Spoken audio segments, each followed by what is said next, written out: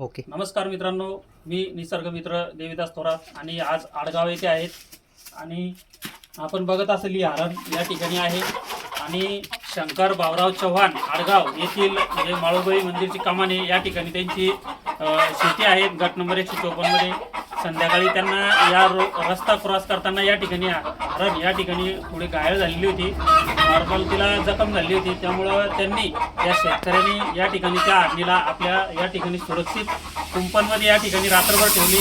त्यानंतर त्यांनी आडगाव येथील आदर्श व्यक्तिमत्व अमोल भोसले यांना फोन केला आणि मला देखील या ठिकाणी फोन केला. आम्ही या ठिकाणी तत्काळ वन विभागाचे वनपालिक गणेश या ठिकाणी शेख साहेब यांना फोन केला. त्यानंतर इंगळे साहेब यांना देखील फोन केला आणि आरेफ या ठिकाणी सय्यद आरेफ यांना देखील फोन केला आणि त्यांनी तत्काळ या ठिकाणी आज सकाळी येऊन या ठिकाणी या हरणाचा या ठिकाणी नाचनवेल येथील पशुवैद्यकीय दवाखान्याच्या अंतर्गत डॉक्टर पालतकर या ठिकाणी ते आले. त्यांनी तिचा प्रथम उपचार केला आणि तिला पाणी देखील दिला, थोडा घास वगैरे खायला दिला आणि ती आता चांगल्या प्रकारे उभं राहते आणि चालायला लागली आहे.